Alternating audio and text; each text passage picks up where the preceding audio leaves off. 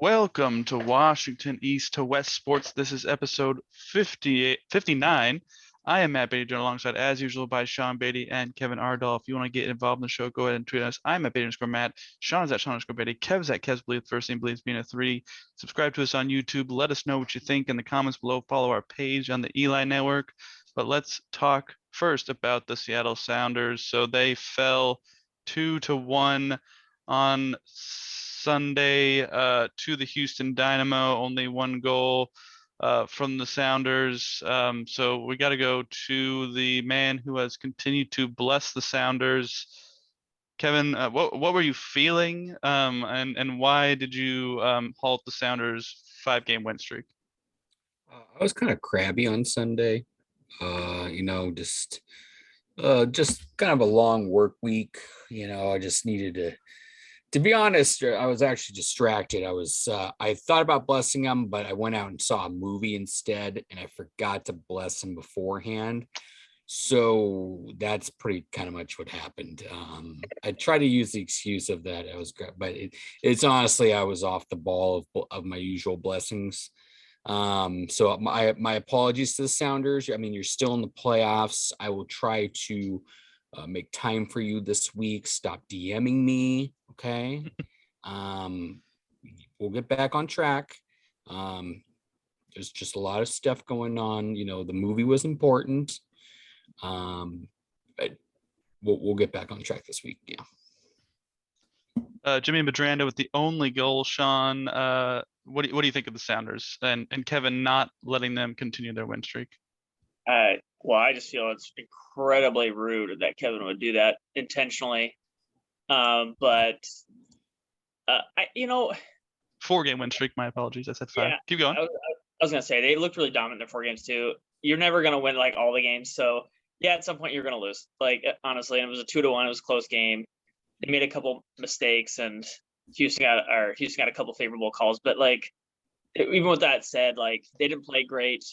Houston played a good game. Houston played pretty solid, and they still only lost by 1. I think Sounders are just fine. You're not going to win every game, so they. Wait, you're saying the other team is paid to play? As it turns out, Houston is paid to play. Losing to a team that's not great probably doesn't work. But again, we saw at the end of the Mariners season, Baltimore, who lost 100 games, beat the Red Sox twice at the very end. So like, again, it happens. Like, it's not a big deal. It'd be nice to win, but again, not a big deal as long as you make that playoffs. All right. Well, Kevin, I mean, you need to bless them in these upcoming games because Wednesday they have 3rd place Colorado on the road, and then on Saturday they are hosting 2nd place in the Western Conference, Kansas City. So please check out the Sounders. If you have Prime Video, they're always on Prime Video. Looking at their schedule here, they're also going to be on Twitter on Saturday. So if you really want to watch, tweet at us and then watch the Sounders game while you're tweeting at us and telling us exactly how they're doing. So 4-game win streak snap, 5 games left to go in the season, but the Sounders are still 5 games ahead of 2nd place Kansas City for that top overall spot in the Western Conference. So Sounders, keep doing your thing and make that playoff push like you always do. But let's talk a little bit about the Seattle Mariners.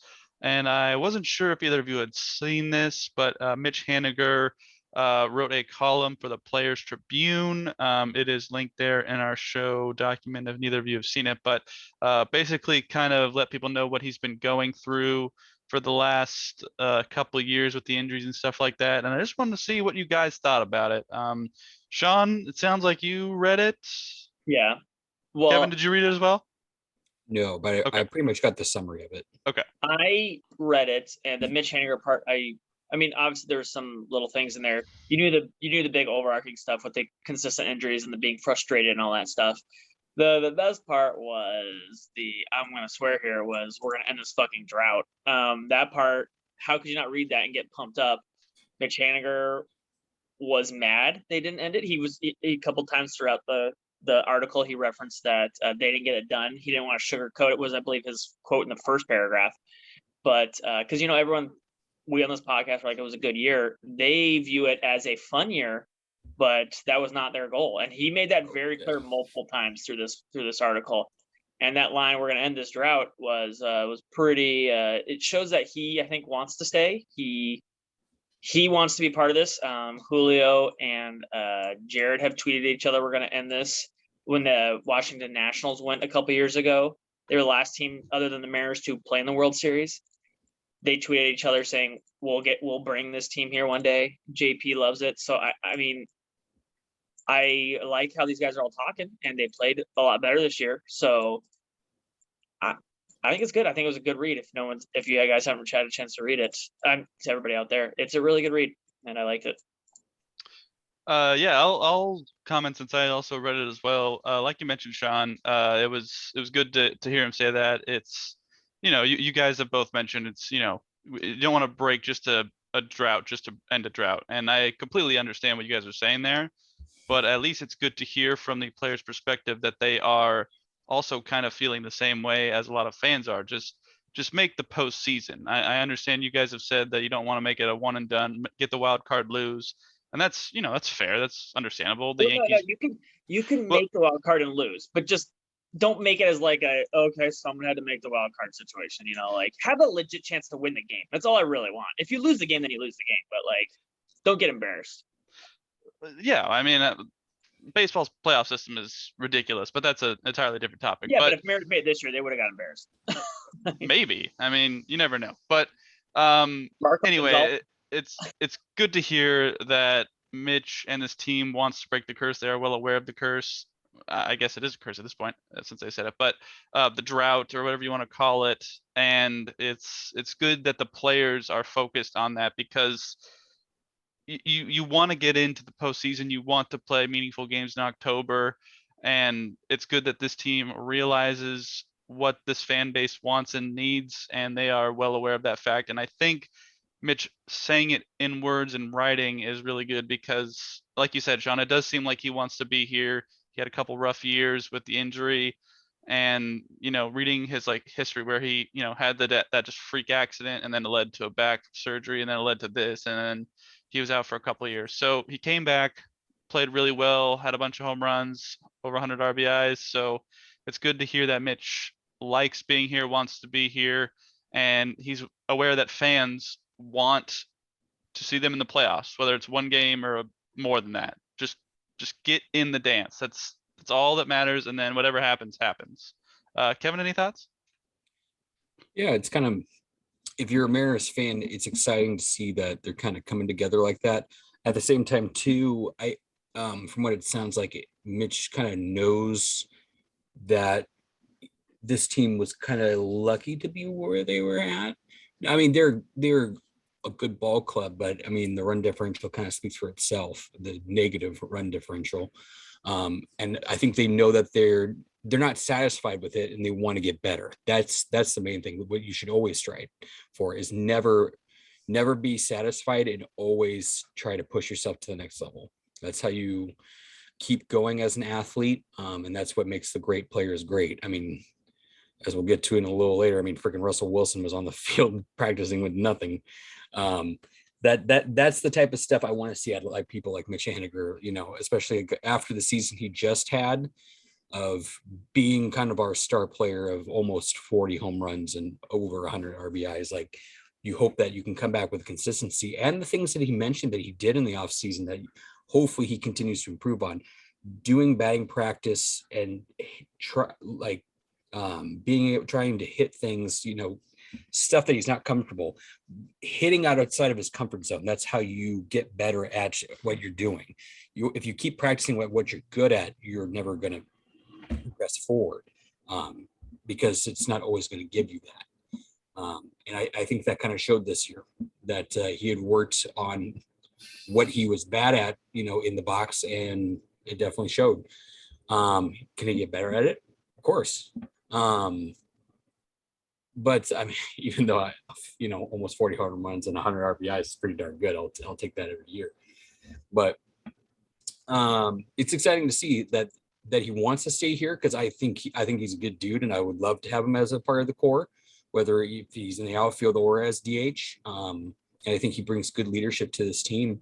in a good way too. Like, like he'll bring them up. He's not going to be like toxic when they're down. Like he's the guy that will bring them up positively, be like, hey, we lost, but let's learn from this mistake, type of deal, versus like a Cam Newton who just buries his head in the towel type deal.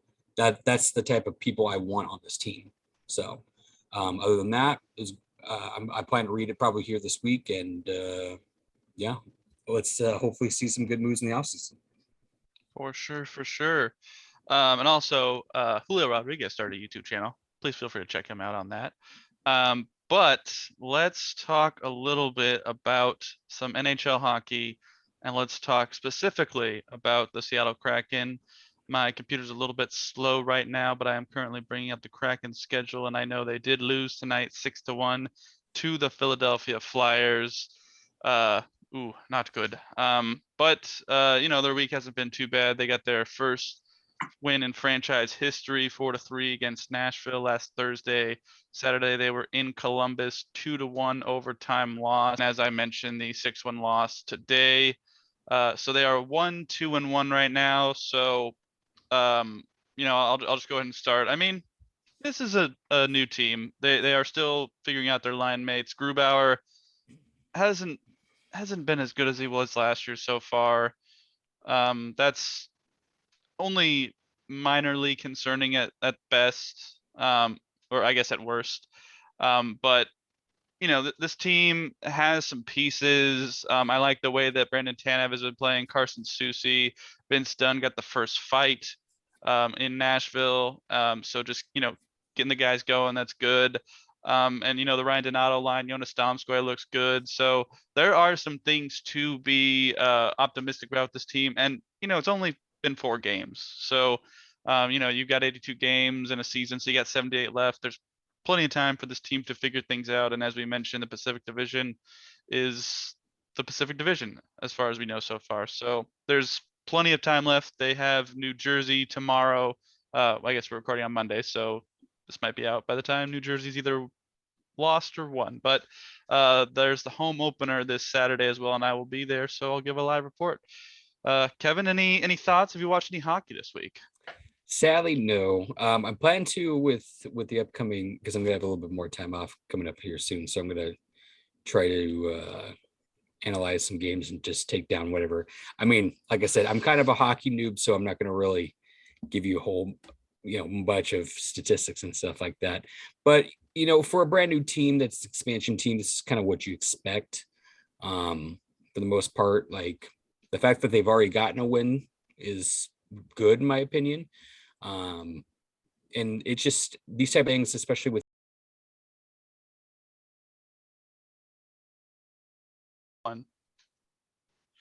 Welcome back to Washington East to West Sports after some technical difficulties, mainly my laptop crashing and restarting, but it is back. Kevin was in the middle of talking about the Seattle Kraken. Kevin, go ahead. What are your thoughts on the Seattle Kraken? Just to mainly sum it up, I'm not too surprised with a expansion team doing the way they are. Like, just they've already gotten a win under the belt. That's good. Like, it's gonna take some time to do chemistry, get that chemistry together, get tape, learn what they're doing wrong, come together as a unit, get that chemistry going, and it spice up their lives pretty much. Okay, yeah, there you go. Yeah. So we all need more spice. We all need more spice. Just aim for 500. And if you get above 500, double thumbs up. But aim for 500 as a brand new club. So that's what, 84 points? It's not bad. Sean, what do you think? Well, I'll say a couple things here. So I did some research this week. I had a lot of time driving. I was listening to podcasts, and when I would get there waiting for surgery to start, I'd do some research. And I looked into the Vegas draft. I had some people text me saying, like, man, why do they change the rules based on the Vegas draft? And in the past, I've been I think I had the reading wrong on it. I know they didn't change the rules. So they didn't change any of the rules from the draft. The draft is actually the same as Vegas. The only thing you couldn't do is draft from Vegas because they had a protection from the player. What I would say is, like, so when someone compares the Kraken to the Vegas, a lot of things happened that are and basically what happened with Vegas is they got really lucky. They might have a good process and they made some good moves after, but the Kraken will not be Vegas. So to assume that like they're going to do a deep run and all these other things, it's going to take. I'll break down what happened with Vegas. Vegas drafted a bunch of bottom guys, kind of like the Sharks did. Like they got a couple names, older guys, but they had a bunch of. I'm going to break it down. There's 4 lines of offense. So it's the top 6, the top 3 lines. The top 6 are like the big guys. When you hear the top 6, that's the first 2 sets of 4 that get a lot of playing time. The bottom 6 are the guys who don't get as much playing time. They drafted a lot of bottom 6 guys and a lot of defensemen on the bottom. However, what they said that was actually a good thing, a lot of the biggest players said, is because they had a lot more talent than they were saying, but they actually had, when they came into camp, there was no like guarantee, like these guys have top line. Everybody can compete for a top line spot. So they're all like, let's go after this. And they were really good, had a lot of chemistry, and like, look, we actually all have a chance to play equally. So it's basically like giving a lot of like guys who had some hype, but not really, and then giving them all a chance to be starters if they were good enough. And they all were like, let's do this thing. So simply giving a bunch of these guys that who could be good the opportunity, they did really well. The second thing, and arguably the biggest thing, was they got their Carey Price. They drafted their Carey Price, and they got Marc-Andre Fleury. Marc-Andre Fleury literally got benched.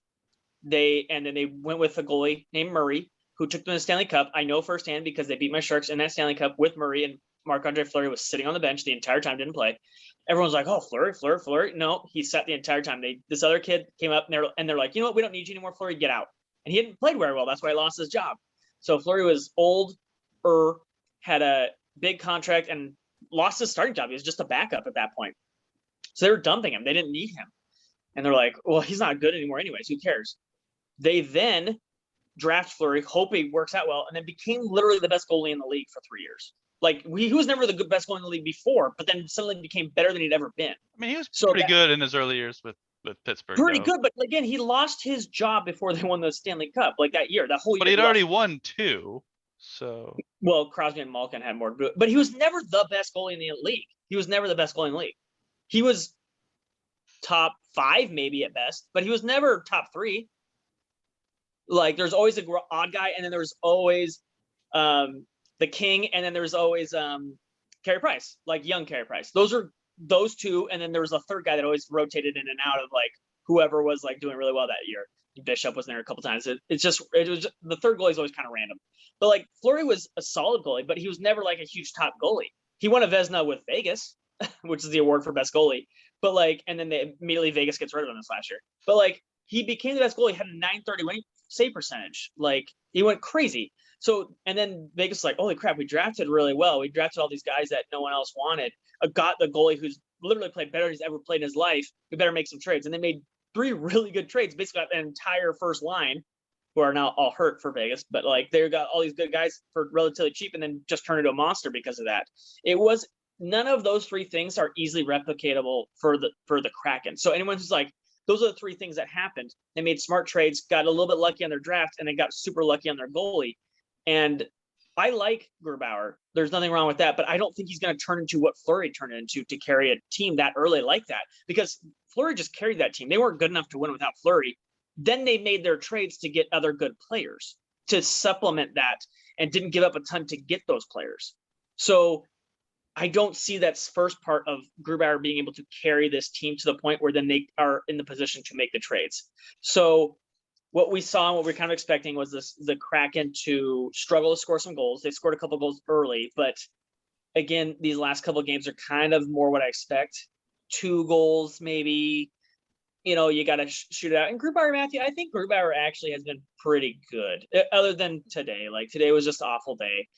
He's been solid. Like, yeah, he's been solid. Absolutely. His Corsi rating is like not for goalies, but like that's an offensive number. But like his advanced metrics for goalies, he's been pretty good. Like, because not all goals are created. We will know that if like there's a one-timer and the guy's wide open, or it's an not empty netter or something like that. Yeah, it's not really on the goalie at that point. Like from goals 5-on-5 with no one in front of him, he's actually has a pretty good save percentage. So he's not the issue. The issue is going to always kind of be, where do they get this offense from? And I would have liked them to show a little bit better against Philadelphia. Philadelphia's not a very good team. Losing 6-1 is not good, but it got on momentum wise. They scored 3 goals early. Kraken looked really good early, and then kind of it collapsed on them a little bit. But they're a young team piecing it together. It's going to happen. They've got a number of points here. They need to probably pick up some from New Jersey and Vancouver, Montreal coming up without Carey Price, but it was solid. 3 points in 3 games was solid, but losing this bad now, they're 3 points in 4 games is not great. It's not going to get you anywhere. So they need to pick it up a little bit. I'm looking for on the offensive side. You need to, and this team is going to need to capitalize on power play goals because again, they're on 5-on-5. They're not going to get a lot of goals because they're not a strong offensive team. So whenever you get the advantage, they need to capitalize on that. I mean, Grubauer was a Vezina finalist last year. That's why they signed him. So he can play well and win you games. So, there's also like a lot you said, that goes he's been into solid, goalies. but A lot that goes into goalies also the defense in front of them. And if they do a pretty good job of protecting Grubauer, so does Colorado. So you can kind of cheat the Vezina and all that stuff. If like you just play really lockdown in front of you, don't get a bunch of goals, like you can make it a lot easier on your goalie too. And I think Seattle can do the same style that Colorado does. I think they could protect a lot of it. Just got away from them today. yeah, you've got bad games and those happen. And don't sleep on the Flyers this year, Sean, because they're going to be good. But settle down Colorado or Chicago. Settle down Chicago. Chicago's my dark horse. Okay, they suck right now. So right now there's plenty of time. All right. Playoffs. Any other thoughts on the Kraken, Kevin? No, you guys covered it. All right. Well, tune in next week. I will be at the home opener for the Kraken against the Vancouver Canucks. I'll let you guys know how good my seats are, how good the Kraken were, because obviously they're going to win the home opener. So if you've got, if you want to bet some money on the Kraken, maybe not covering, I'm not sure what the spread will be, but they'll probably beat Vancouver in that game. That's my bet, my guess. So go ahead and tell us what you think of the Kraken, the Mariners, Mitch Haniger's column, and the Seattle Sounders. Go into us. I'm at Baniscore Matt. Sean is at Sean Escobedo. Kev is at Kev Believes. First team believes being a 3. Subscribe to us on YouTube. Leave us a comment. Tell us what you think. Follow our page on the Eli Network. But let's talk about the Seattle Seahawks. And the first game without Russell Wilson was, it was all right. So let's talk about this game. 23-20 in overtime. Let's just go down. Geno 23 of 32, 209, 1 touchdown. Alex Collins 20 for 101 and a touchdown. DJ Dallas 4 for 17, Travis Homer 2 for 27, DK Metcalf 6 catches 58 yards, DJ Dallas 5 catches 33 yards, Tyler Lockett 2 for 35, Ben Roethlisberger 29 to 40, 1 touchdown 229 yards, Najee 24 carries 81 yards, no touchdowns, Eric Ebron 1 carry 1 yard 1 touchdown. Deontay Johnson 9 for 71, Najee Harris 6 for 46 and a touchdown, and Pat Freiermuth 7 for 58 at the tight end position. I'm gonna let you guys start. I know this is gonna be the Pete Carroll bashing show, but Kevin, what do you think? Pete Carroll sucks. The two fit. So,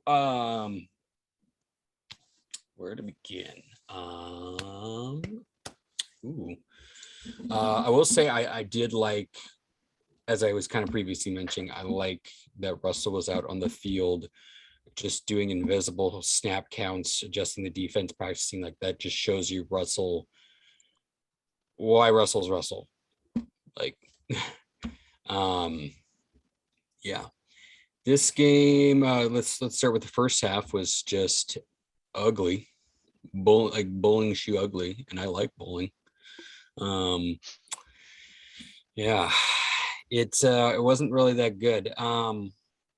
The defense kind of showed like a smidge bit of fire, but at the beginning, but at the same time too, like let's not pretend like this offense for the Pittsburgh Steelers is good, as we already mentioned last week.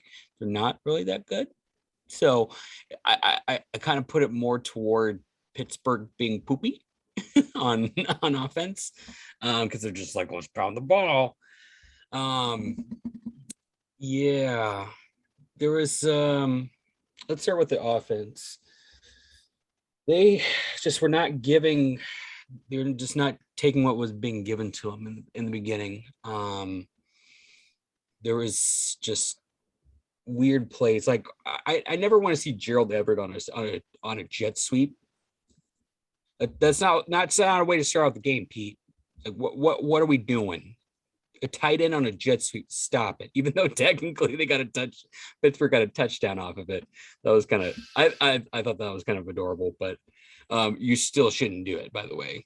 They both have a crappy record for a reason. And that's because they do dumb crap like that. It was just poop against poop. So one thing we also need to stop doing screens. We suck at screens. Stop doing them.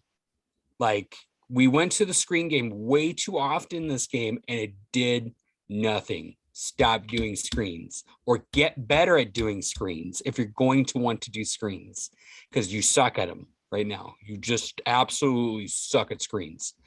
I don't, which is weird because like that was Daryl Bever's like bread and butter, just like I want screens everywhere. And so like that's kind of what you should be used to. Like as a Pete Carroll thing, you should be like, oh, I know the screen game, but you guys suck at it, so stop it.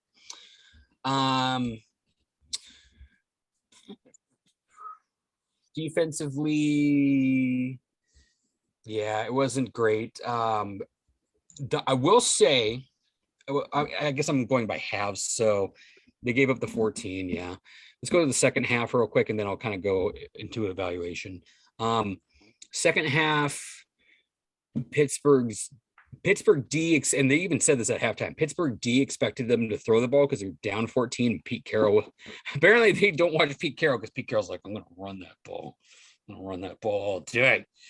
And and then after they've scored 2 touchdowns by running the ball down the field, they're like, oh yeah, we should probably just make that Geno guy who sucks, just make him win. And it will kind of work down their favor. So weird. There was some weird plays and stuff like that with the whole, and we'll get into DK in a little bit. Overall, Geno tucked the ball. Like, what are you doing, bro? And I love how he looked so confused too. He's like tuck the ball. Like, what are you freaking doing, man? Like, offensive line looked horrible. Especially after Jamaica got in there, just looked worse. But I mean, it is a good defensive pass rush. Hayward and TJ Watt are good. Kevin Good is like, those two guys are like, they're kind of good.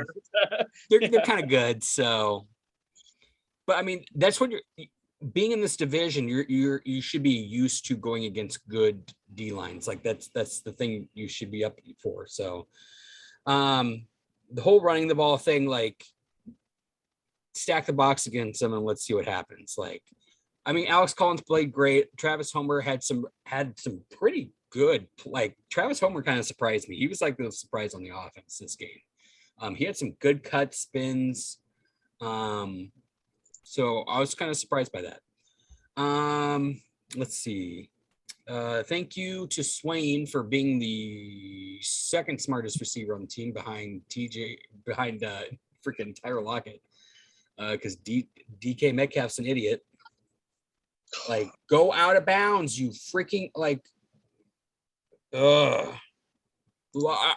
why? Like, you know this, like, you think you're, I don't know if he thought he was going to truck him and then just go pass into the end zone. Like, just go out of bounds. Like, you literally are in field goal position to win the game. Like, you could have cost them there, but freaking Swain saved your anus.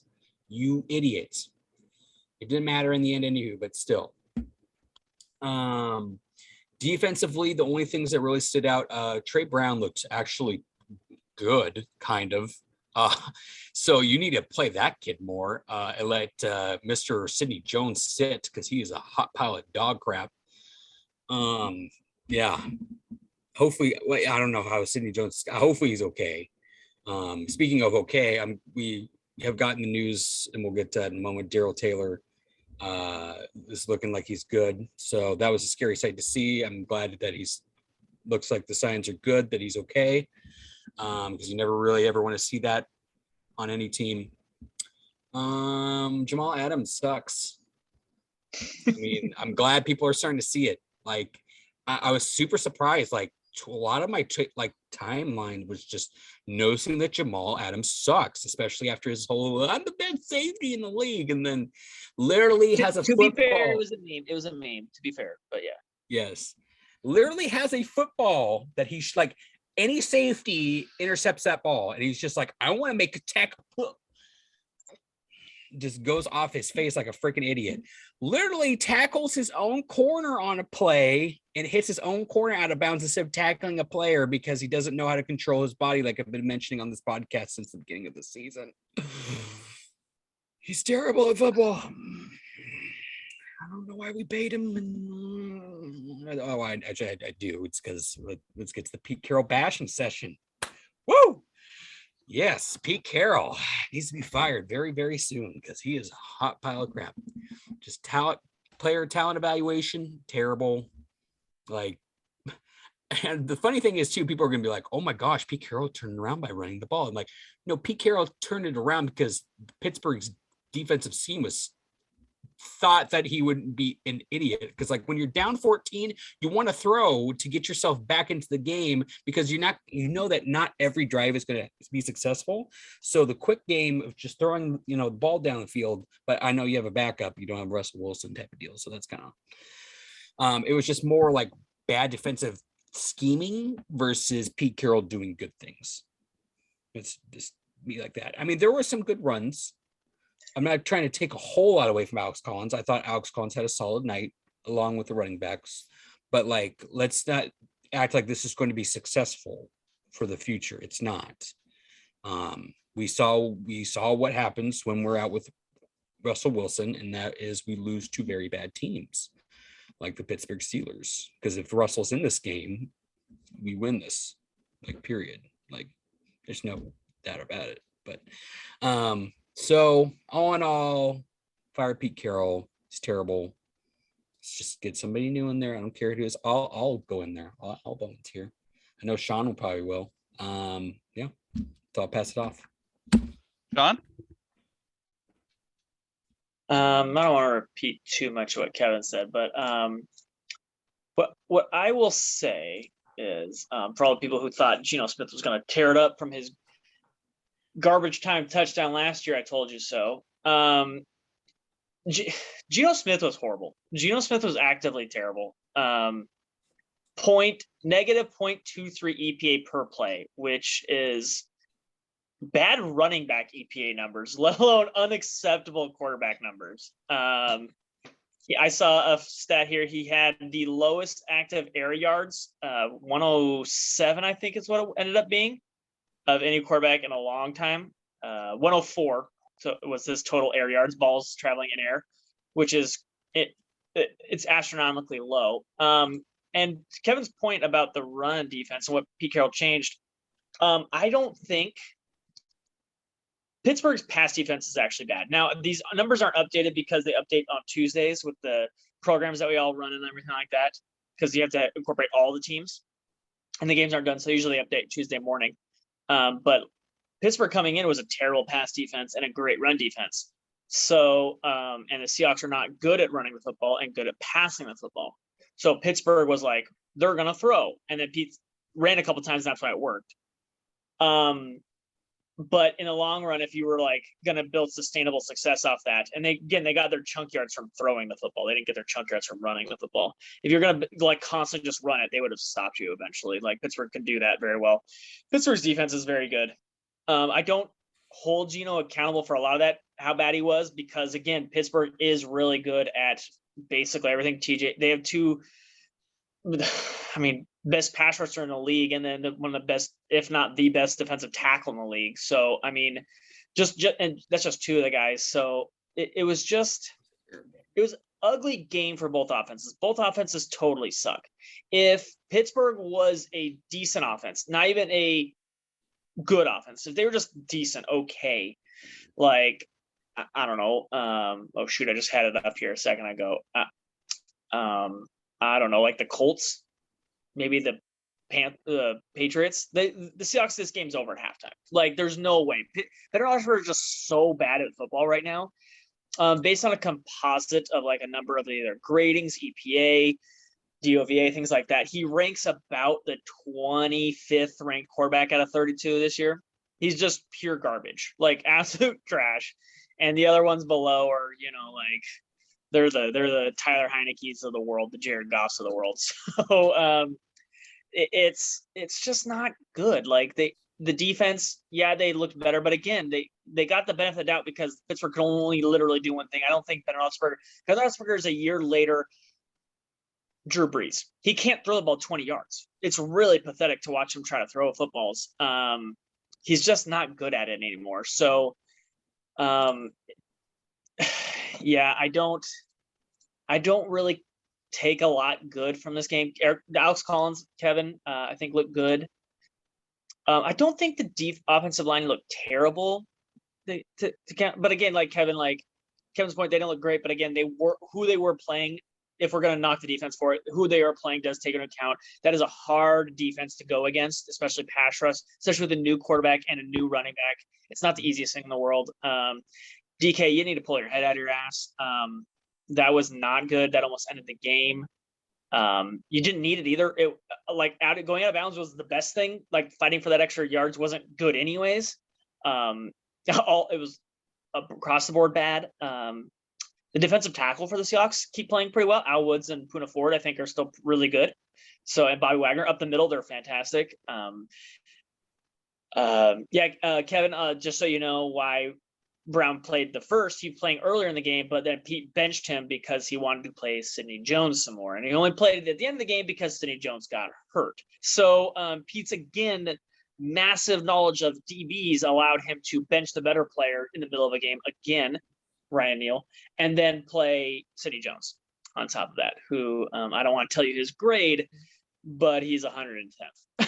So it's not, there's only 117 DBs in the league, so it's not good. He's been awful. So Reed has been, I wouldn't say great, but has been solid enough to be a starting NFL corner. So I'm pleased over there. I was a little scared coming the year, but so far I'd say it's a win. I'll chalk it up for me taking an L on that one so far. Reed has been good enough corner on the other side. Before I pass it off, I will read someone's quote from a certified guy and a guy who knows some things. He goes, "So far, this looks like what one would expect from a poorly coached team without much in the way of talent that has been held afloat by elite quarterback playing for seasons on end." And I will pass it off to Matthew. Yeah, I mean, it wasn't a good game to watch. I'll mention some positives. Defense played better in the second half, gave the Hawks a chance to come back. The Hawks did come back. I thought they would fold up like a cheap launcher in the second half, but they made a game out of it, tied it, sent it to overtime. They had an actual chance to win the game. Getting the coin toss first, but the offense was just not good. You can't fault Geno. I don't think it's his first start. He's a backup. Yeah, he's a backup. It was his first start in like 6 years or something. And you asked him to play in Pittsburgh. Yeah, it's like against that defense. I'm not going to expect him to go out there and be amazing. He played well enough for the situation he was in, I would say, for them to win the game. At the end, he gave up the fumble. It ended up costing the team the game. Pretty much the same story as when he came in against the Rams, threw a pick, game over. Hopefully he plays a little better, but first game starting, what are you gonna do? Geno, I understand he's gonna take it hard and blame himself, and that's what a competitor will do, and that's fine because he wants to win and this team wants to win, and I understand that, and I think he'll definitely play better next week against the Saints. Defensively, I mean, the defense wasn't great.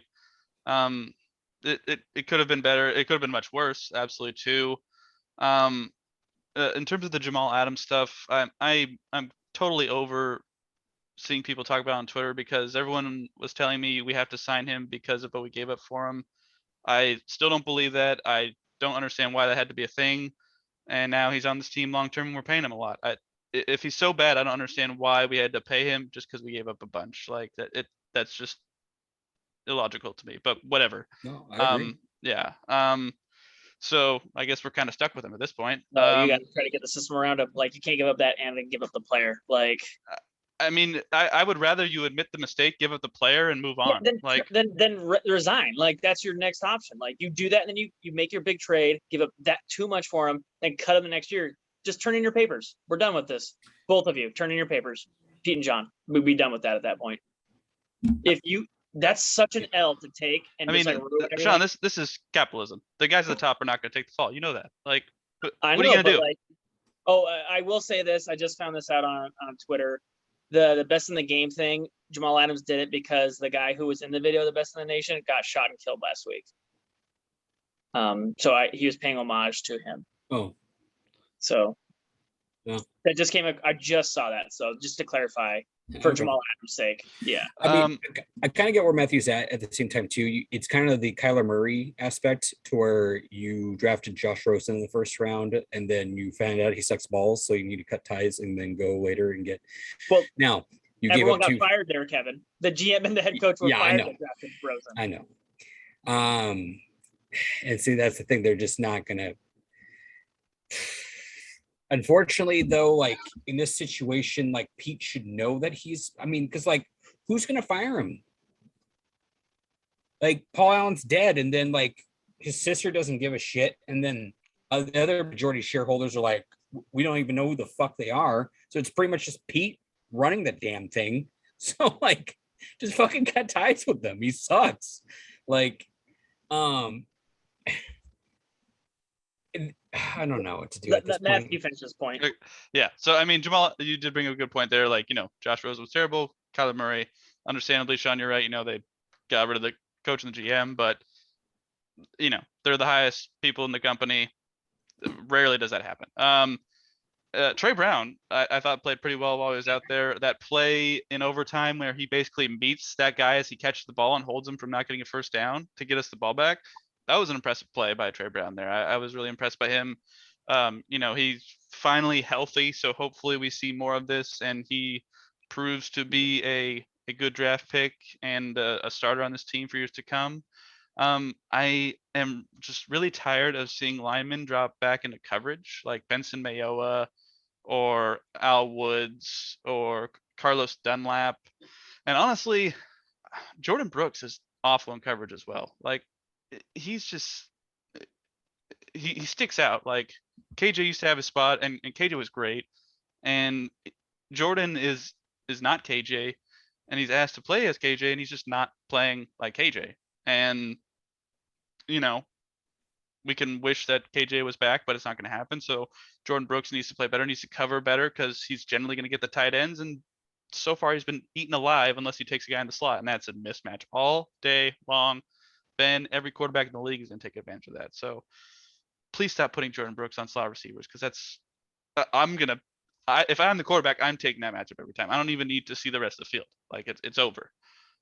So overall, I think the game went about as we all expected. It was gross to watch. Seahawks surprisingly had a chance.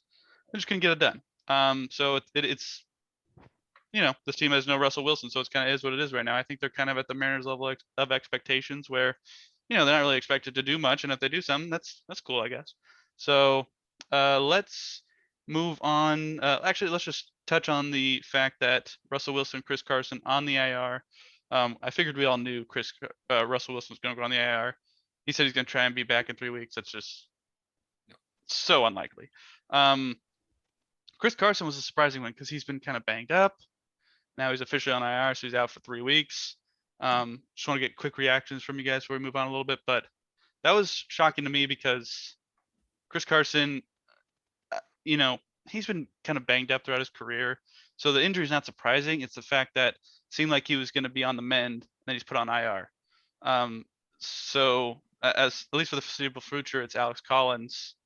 And then, you can mix in DJ Dallas and Travis Homer. That's cool with me. Like, however you want to gain yards, I don't really care. But, it's just unfortunate that Chris cannot stay healthy. And, we signed him to a 2-year deal, but man, just stay healthy, dude. Just stay on the field. Like, I don't know what to do, but it just kind of sucks when you're top running back, your top quarterback. The quarterback's a different story, but Chris just cannot seem to stay healthy, and I don't know, man. Kevin, what do you think? Well, technically next week it's going to be the Alex Collins and the Rashad Penny show because Rashad Penny will be coming off the IR. Will he though? Yeah. Yeah. Really? For like Until 3 he plays and then he'll puts go on back the on the uniform IR. and runs a play. I won't believe it. I was about to say he'll get 3 plays and then he'll hurt himself again and he'll go back onto the IR. So honestly, there should be a Vegas over under bet of how many plays he plays before he gets injured again. Yeah, this Russell, we were kind of knowing, yeah. Unfortunately, the healing water was ineffective this time. Chris Carson dealing with kind of like a sciatica in the neck is how he described it. All neck injuries and stuff like that, I kind of expect to be taken more seriously. And then so an IR kind of makes sense. And the one position they're kind of like, the one thing I will say the Seahawks are actually good at is getting running backs. We sometimes let them go, like Scarborough and stuff like that, like Alex Collins, and then we bring them back, type of deal. Like that's the one thing we actually kind of do right is running backs. So I'm not too worried there. Like Alex Collins, I think has looked fine. I think DJ Dallas and Homer have also looked fine. And now with Rashad Penny coming back, we'll see. Maybe he has a resurgence for 2 plays and then dies on the field. But it's a bummer. They're saying they're looking at week 11 against the Cardinals for Russell. I believe is when he's eligible to come back. So we shall see. Sean?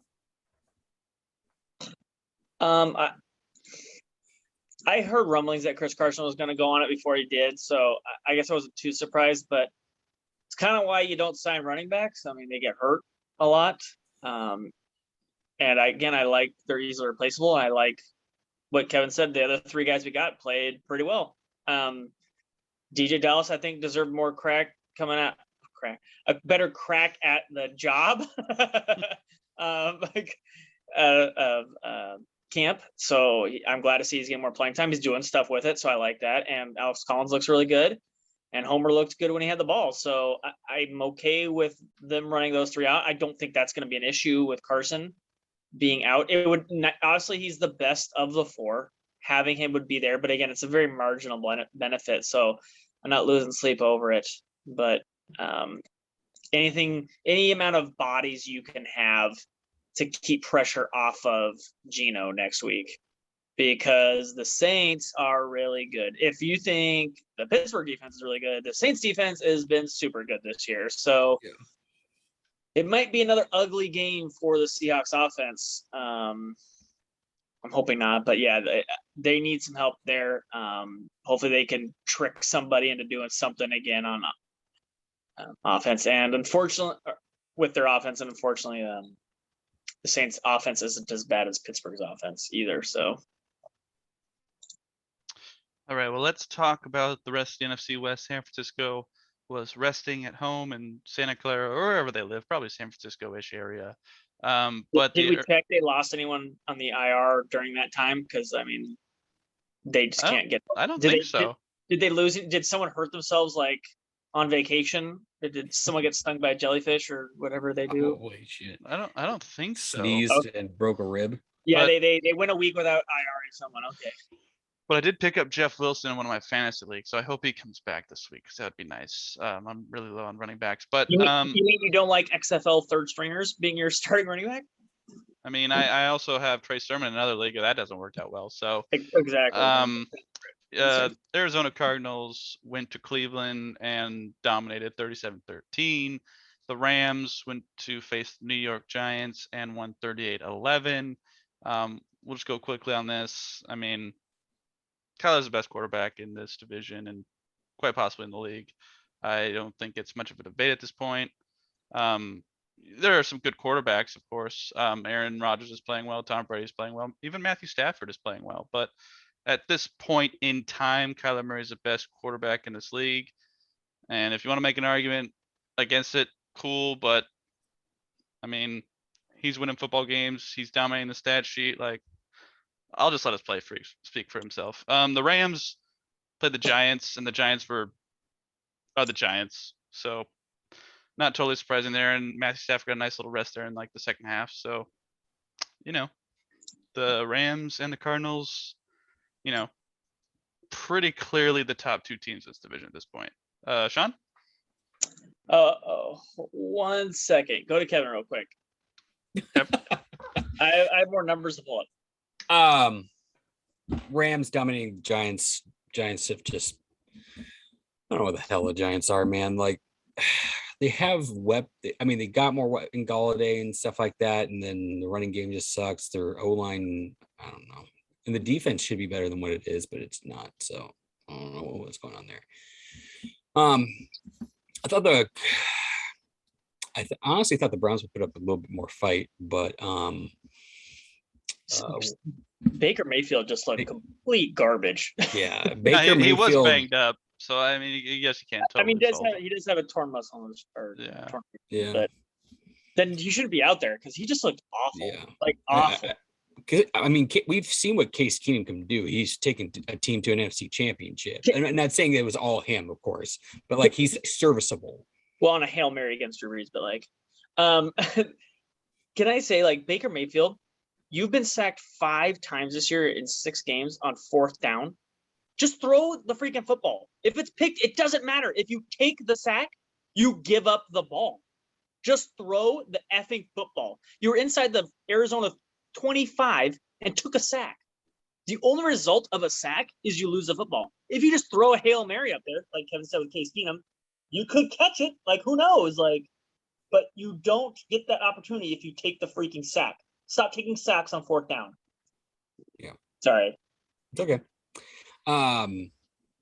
Cardinals defense has been playing a little bit better than what I kind of imagined. Though this game, I think they just realized that, they're just going to try to run the ball because what's his face is hurt, Baker Mayfield. So, so are the running backs. Both running backs got hurt. Yeah, that's true. Yeah, Chubb was out, and then Hunt hurt himself again. Or right tackle. The Rams, the Browns had nobody on their offense. Yeah. So, Kyle Murray is playing very well. I would still take Russell Wilson over him if healthy, of course, just because of consistency and stuff like that. I hope to see Kyler continue it because I think he can be a good quarterback, but consistency year in and year out is a huge thing. Like we all saw what the frick is his name, the Colts quarterback currently at the moment, when he did with the Eagles in his first season, going like 32 touchdowns and like 2 picks, and then we saw the years after. So to say, do I agree that he's the best quarterback in the division? No. He's playing very well right now, but he also has a very good cast around him. He has a coach who isn't a absolute dipshit that's holding him down. He's actually playing to his strengths versus trying to play to 1984 style football.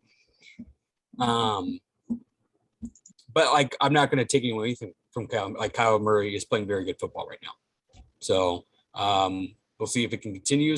Hopefully he can stay healthy, because that's after last year. Well, I mean, I'm not going to say that's just his thing. I hate people when they do that, when they're like, oh, like he got hurt once last year. Like, let's calm the fuck down. Like if he's hurt every season, then yes, I get it. But like, that'd be like Russell after Sue stepped on him and be like, oh, Russell gets hurt. Be like, no, he just got hit once. Well, technically he got checked by Clay Matthews one time, but so like I said, we'll see. Cardinals look good. Rams look also very good. The Rams just need to clean up stuff against good teams. Like it was the Giants. What did we expect? They're just gonna poop on them. So, Sean? Okay, man. Yeah, one thing. Yeah. How is Kyler Murray the best quarterback in football? He doesn't turn the ball over much. He scores points, and his team wins. Okay, well, you said stats. By grade, he's not the best quarterback. By fantasy, he's not the best quarterback. By EPA, he's not the best quarterback. By DOVA, he's not the best quarterback. He's actually the best quarterback in 0 stats. He doesn't have the most. Doesn't have the most touchdowns. He doesn't have the most passing yards. He doesn't have the most rushing yards. So he's not the best quarterback in football. It's pretty clear. He's a very good quarterback. He's playing very well. There is one stat he does lead it. Do you know what CPOE is? No, what is it? completion percentage above expected. And do you know who number 2 is? Russell Wilson. He does lead in that, but probably the consensus top 3 are. Can I ask you a question? Yeah. What sets the expectation? A historical average. Okay. Doing it year in, year out. Yeah. Whatever. What the expected completion percentage is based on all the factors that they have. Like Carson Wentz is the prime example of it. Yards to go, distance between the receivers, all that stuff. Yeah, it's complete. Fultz, the year like that 1 year he was with Philly, that he had like 0 picks and 30 touchdowns, and then look what Foles did the years after. Like consistent. Like now, if Kyler does this year in, year out for like the next 5 years, Russell he's the top 5. Russell is historically the best. Is usually the best year. Oh, he's got a lot more sample too, but whatever. But yeah, sample is what makes it though. The consensus 3 years versus 10. If you compile all of these numbers, EPA per play, success rate, in any order, because they're all kind of jumbled. It's Stafford, Mahomes, and Tom Brady. And so it's also Murray's strength of schedule too is also weaker. It's one of those 3. But Kyler is playing very well, but it's one of those 3 probably. I mean, I think I can speak for Kyler when he doesn't care about that as long as he wins. And he's winning. So those other 3 are winning too, so it's fine. Russ is winning? Okay. No, Russell wasn't in that, those 3. So Stafford, Mahomes, and Brady are winning games. It's okay. They'll all make the playoffs. It's okay. Mahomes, kind of this year. Mahomes is doing very well. The historically bad defense is the other issue. But yeah, Mahomes is doing just fine. Like he's not the problem, but he's doing great. Like I will say kind of what with the division, Arizona and the Rams did what they were supposed to do this week. The Browns were a shell of themselves this week. Baker Mayfield was atrocious. Arizona's defense did some things, but that was just the Browns just being terrible. I mean, didn't Arizona give up a Hail Mary? Like, I don't think Arizona's defense played particularly well. The Browns offense was just nothing. We don't have either of their running backs. You don't have a quarterback. Odell Beckham is just checked out. People were talking about that all week up to this. Like, if he doesn't get a large sample, and they were talking about it in the locker room, they said actively he says he checks out if he doesn't get this. He's out. Jarvis Landry didn't play, or did he even play? He was questionable coming into it. I don't know if he ended up playing. They didn't have their top receivers. They didn't have their 2 tackles. They didn't have their 2 running backs. They didn't have their quarterback. Like, Arizona did what they had to do, what they were expected to do. They did it. AJ Green is the guy. Christian Kirk is a great number 3. Moore is a fantastic 4. I was talking to Kevin. You didn't bring it up, Matthew. They traded for Ertz. Oh yeah, that is true. Yeah. The weapon. We talked about it. It's a thing. I don't think it's as good as people think it is. Ertz was a backup in Philadelphia. He lost his starting job. He is not what he used to be. Again, with all those guys you said, those 4 wide receivers, they don't have a ton of passes available to go. They don't have a lot left over anyway, so I don't think he's going to get targeted a bunch anyways. It doesn't hurt to upgrade because he's definitely upgraded what they have, but I think again, like kind of like a Chris Carson to an Alex Collins, the upgrade is marginal. Like, I mean, I'm not going to eat everything at the buffet, but it's nice to have options. It is, but what option is he? He's like 2-day-old eggs. Like, he's not a starter for Philadelphia. I'll say this to kind of both your critics. I think he makes their red zone a little bit more dangerous. And he's a nice viable target when Hopkins and Green are getting most of the things. Like, he's just going to be wide open and he's a mismatch for whatever the hell is covering him. But I mean, Kyler is an upgrade from Jalen Hurts and Carson Wentz. But like, so that'll help. Upgrade Kevin is at the wide receiver position. Like, you don't need to upgrade another position. I mean, they didn't give up a lot for him, so it's not like it's not a bad deal by any means. But everyone's like, and they lost their other tight end for the season, so they got all pro Ertz. I'm like, the all pro Ertz ain't coming out of that tunnel, guys. Like, like this is not Zach Ertz from like 5 years ago. When you're in the red zone, most of the time you want big bodies or guys that can use their bodies to. And you have DeAndre Hopkins and AJ Green. Like, you don't. Well, yeah, I know. What I'm saying is when the coverage is on those guys, like if one of them's getting doubled, 6'4" Christian Kirk. Like, again, you have tons of weapons. Like, I know. Getting him solely for his big Sean, body. you can never have too many weapons. You've played like Call of Duty and stuff. Yeah, you can, because you're switching weapons or reload and then you get caught. I mean, that's a bad example because you only have 2 weapons in Call of Duty, but that's beside the point. You know what I mean? No, grenades, flashbangs. Don't make JT come back on this podcast and tell you Okay, how. all right, all right. But like, no, like Ertz. I'm sure Kevin has more than one bowling ball that he uses. I'm just saying. Ertz doesn't hurt them by any means. I'm just saying, like, everyone's like, man, it's all pro and he's gonna tear this up. I'm like, again, he's not all pro, and there's just not a lot of carries available or touches available. So like, it will help, but like, when you have, what is it, 3 receivers in the top 19 of grade, like, I mean, like, where you're gonna avoid all those guys? Okay, yeah, sure, I'm sure about that. You're gonna keep feeding those guys all day. So it just makes it to where they're trying to get to a Tampa Bay offense where it's literally like, who the fuck do you cover? But like, when you have 3 versus 5, but 5 Gronk is better hasn't than been with 3. Gronk either. Like, Gronk's just kind of a body, like, at this point. But Gronk is a body you have to account he's for. scoring touchdowns, though. Not really, like. But really, you do. With Why? Brady, you do. No, the offense runs through the other 3 guys. Like, you just run a shovel pass and no one's covering Gronk. Like, any tight end could have caught the ball. Like, Howard could have caught the ball. Did they lose a step when the Gronk left? Is that what happened? Did this offense fall apart? No. Again, it's marginal. It doesn't matter a ton. Like, that's all I'm saying. It doesn't. Is Gronk a bad player? No. Is Ertz a bad player? No. But did they lose even half a step with Gronk leaving? No. No, but I would say ball security and catch rate would be a little bit higher. Yeah, again, he's a little bit higher than OJ Howard, and but I like, mean, Howard, like I said, they didn't sell the farm. They sold a little piece to get a little upgrade, and that's exactly what I said. But like, they didn't, because they know down the line in the playoffs they're going against a 5-headed monster, Tampa Bay. Technically 6 if you count Fournette. And then other pieces like what the Rams have, like that's kind of a 4-headed monster. I mean, OJ started and went 50 yards and a touchdown last week. I mean, that's Gronk numbers. Like, he did literally the same thing Gronk does.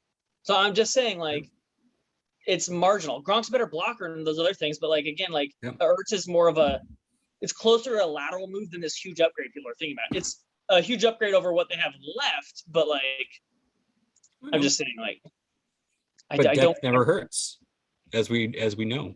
Depth is always nice. They don't have depth anymore. He's their starter, like, because their starter got hurt. So Max Williams got hurt. Yeah, he did. That's why they got him. He's okay. Here. Yeah. Like, okay. Yeah. So like, they needed a tight end. They literally like had like guys you've never heard of before. So it's just like, that's why they got him. It's not because Gronk was unavailable, so they couldn't call him. Yeah.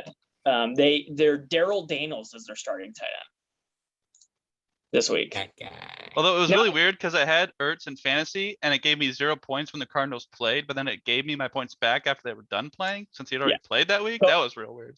My whole thing is like, I'm not super worried about the Ertz deal that everybody else is like, oh my gosh, Ertz. I'm like, that's fine. Like, you should already have been worried. That's not the issue. Like, he didn't, like, you're okay. But the Rams again look amazing as well. It's gonna be a hard division. The 49ers, we got a little sidetracked. The 49ers, who's gonna be their quarterback this week? I don't know if you guys have heard anything. I haven't heard anything. They play the Colts at home on Sunday night. That's gonna be a fucking shitty game. if Garoppolo plays, I assume they handle Indy a little better. But I'm gonna ask you a question. If you are the 49ers right now and you need to know what you have with Trey Lance, do you just say at this point, seeing how the other 2 teams are playing in this division, do you just say screw it and then just play Trey Lance the rest of the year just to see who Trey Lance is? Yes. No. Yes. Well, Matthew, you're not catching the other 2 teams. The point is not to catch the other 2 teams. The point is to make the playoffs. And you guys both said this is a playoff team. So if you want to make the playoffs, Jimmy G gives you your best shot. It was the playoff team before everyone went on IR. Guys, yeah. The thing is, you also have to have... They're 2-3. Yeah. They're fine. There's plenty of games if they're that good. Is that going to cut it? Or they're not healthy yet, Matthew? Like, they're not ready yet. So, like, that's if they get ready. Like, so you give up on the season and throw in Trey Lance, is what you're saying. Is this winnable in 3 weeks if they're not winning games? Because they're not going to be healthy for another couple weeks.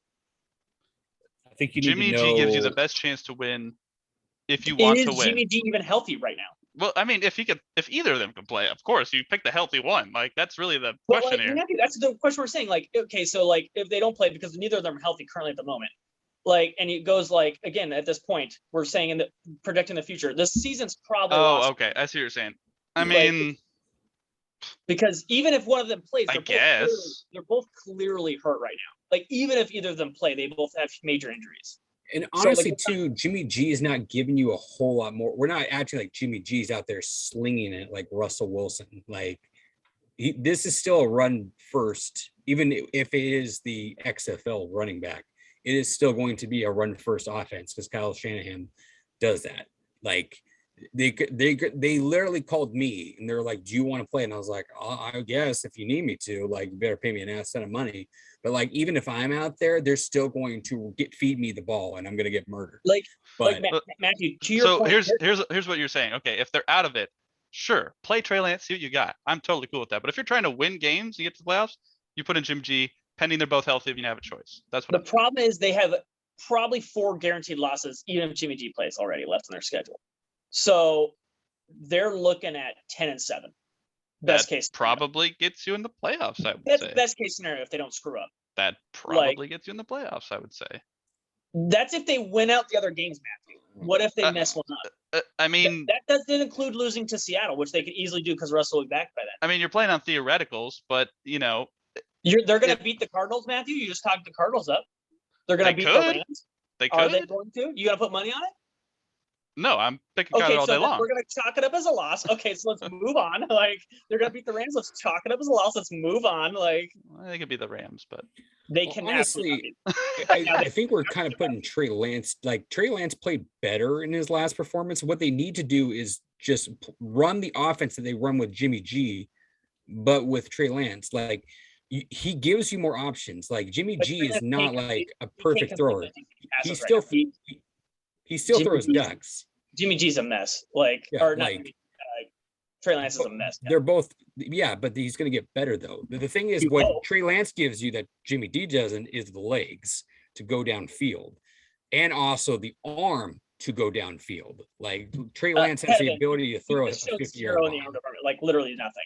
Literally nothing. He had one wide open ball and underthrew like 20 yards. Like, because he's a rookie in the NFL. He's not going to be freaking Mike Trout on game one. He's operating in the NFL, Kevin. Like to answer your question, if you're out of it, play Trey Lance. If you're wanting to win football games and try and make a playoff push, given you have both options healthy, obviously you play the healthy one. You take Jimmy G if you're trying to win games. It doesn't. It's as simple as that. I think you go the opposite. I think you go Trey Lance, but you base the system to where it's friendly to Trey Lance. Like you do a Russell Wilson year one scheme. I think they were. But that's the thing though, like he's going to make, like he's not Russell Wilson though. Let's all be clear about that. And this is where like I disagree with Sean a lot of times because Sean thinks people have to be Mike Trout right off the bat, which is not going to happen. No, but every rookie quarterbacks do it all the time. Like literally, but none of the rookie quarterbacks are doing that at the moment. Who in this rookie class right now of quarterbacks is performing well? No, probably because they weren't as hyped as they should have been. But like Justin Herbert did it just fine last year. That's true. Like there's going to be some quarterbacks that shine more than others, but like at the beginning, but some of them eventually take time to develop, like Josh Allen. Like if we went off of Josh Allen's first 1 years, we would just bail them out like long ago. And same thing with Lamar.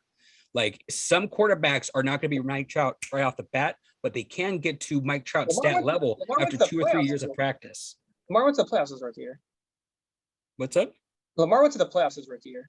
He didn't play the full season. Yeah, but he also had a top 5 defense too. Yeah, and the running his first full season he played, he won an MVP. Yes, he got better.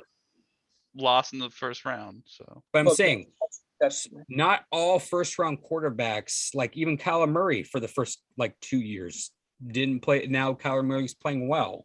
Like some quarterbacks need time to grow. Trey Lance was though. Like it's not.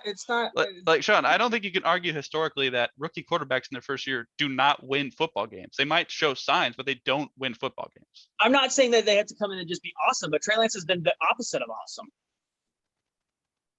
Yeah, because he didn't play the year before. He's been out for 2 years because of That's a COVID. big question. And he didn't play anybody when he did play. That's the big question. People were already like worried about that. So what He you're has- saying is you want to He throw him has in the there. physical talent. I He want to just play needs Trey to Lance. practice. I want in to my play opinion. Lance.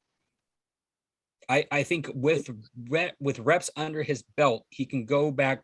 I don't think he will be what he was in college, but I think he can get near that level. That's his ceiling. So I so believe. healthy both. Who do you want to play right now, Kevin? I play Trey Lance. Trey Lance. Okay, well, Even I if would take you have a Jimmy G. chance for playoffs, I think you play Trey Lance. Yeah. I think by playing Trey Lance, you have no shot at the playoffs. Well, then you just said he sucks, Matthew. No, I'm not saying he sucks. But- I'm saying as a rookie quarterback, he is not going to be gives expected to you carry the this team to the Kaepernick playoffs. option.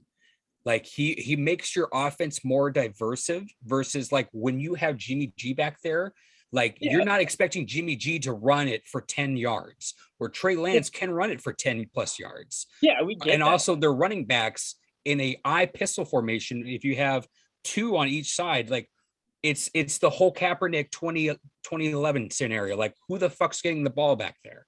Like So why isn't he running very well then? because That's not the offense they run. they are trying, they're not scheme. That's what I'm saying. Shanahan needs to switch his scheme to be more friendly to that.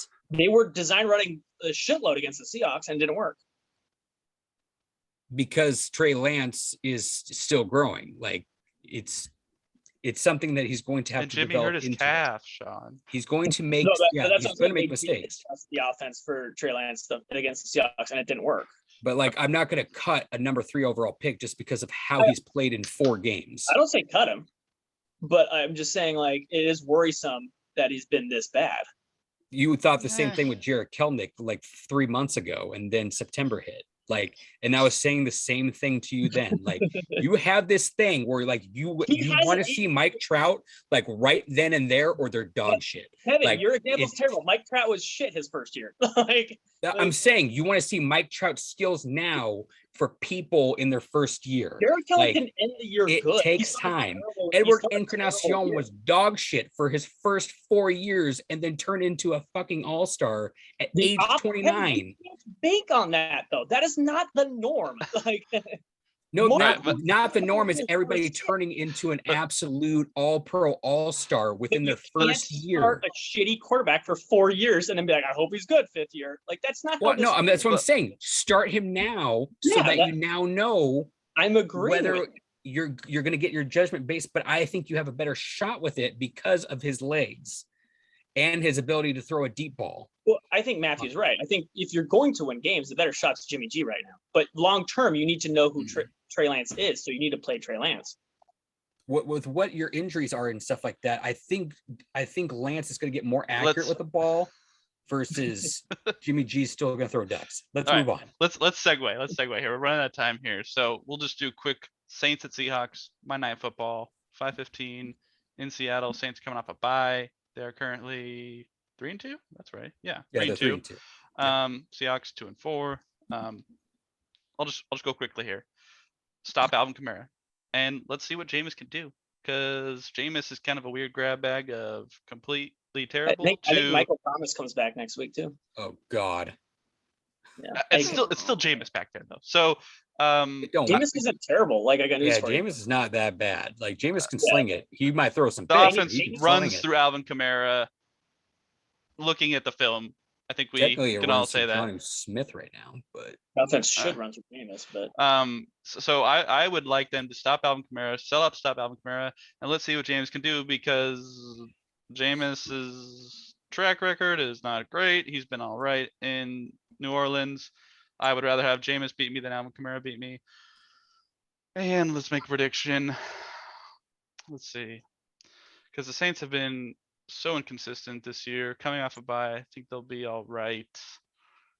Seahawks haven't won at home this prime time, and they haven't won in prime time this year. No Russ. Screw it. I think Geno's going to make an inspired performance. I'm going to go with the Seahawks in this one. Defenses are not equivalent. Let's go Huh? Oh, go ahead. Yeah, Saints defense is certainly better, but maybe Geno comes out and torches it. That's what I'm gonna go with. 28-24 Seahawks. John? I say, oh man, the Saints are a very good team. That defense is legit across the board. I don't think this gets better for Seattle. 17-28 Saints. Kevin?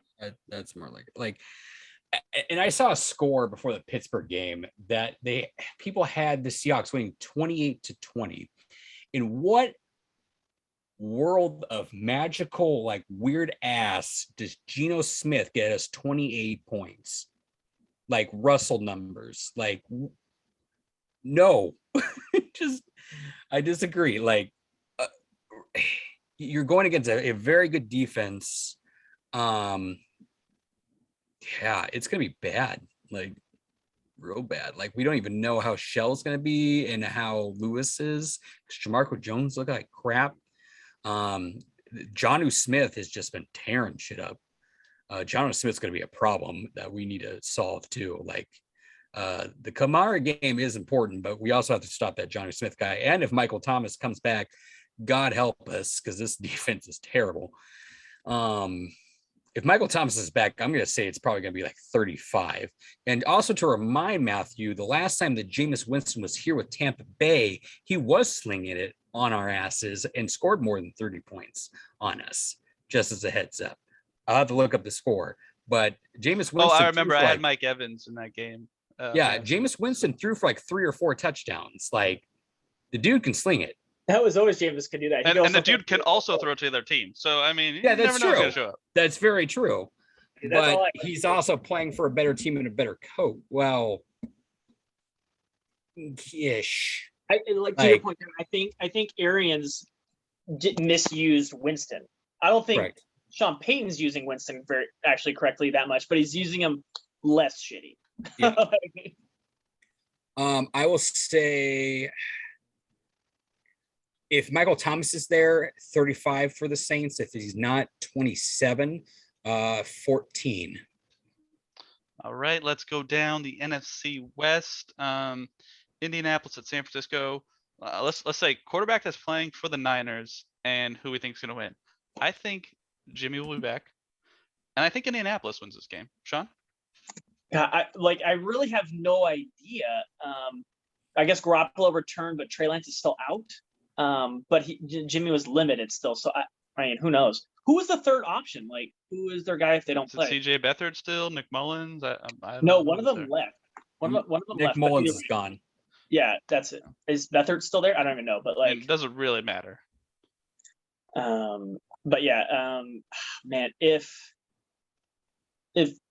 either, it doesn't look like I'm going to eliminate Trey Lance, because if he's not practicing yet, I don't think it's reasonable that he's going to play. So I'll assume Jimmy G plays if either of the two of them do. If Jimmy G plays, I think they win against the Colts, because the Colts have shown flashes, but I still don't think they're good enough. And it's in San Francisco, but it'll be close. I'll say like 23-20 for 49. Oh, we're not even making guesses. I just they win by a field goal. There we go. It'll be a close game if Jimmy G plays. Kevin? If not, it's obviously an L. I'm going to say, just because they're just in shambles right now, I'll say this is like a trap game. I'll say the Colts win this one, but it's not going to be by much. It'll be within 7. Houston and Arizona, I'm taking DeAndre Hopkins and JJ Watt in the revenge game, obviously. It's Houston. All right, that's fair. Detroit at LA Rams. I mean, Jared Goff revenge game, anyone? Let's move on again. The Rams are winning. Okay. Yeah. All right. Well, let us know what your predictions are for Seahawks Saints and what you thought of Seahawks Steelers. Go ahead and tweet us MFB score Matt Sean underscore Beatty. Kev's at Kev's Believe Diversity and Believes being a 3. Subscribe to us on YouTube. Tell us what you think in the comments. Follow our page on the Eli Network. Next week we'll have some more Kraken hockey. We'll see if Kevin has blessed the Sounders once again. I'll give a live report from the Kraken's home opener, and hopefully the Seahawks are back on winning ways. But from this podcast, doesn't sound like we should expect that. So Until next time, we will see you next on Washington East West Sports.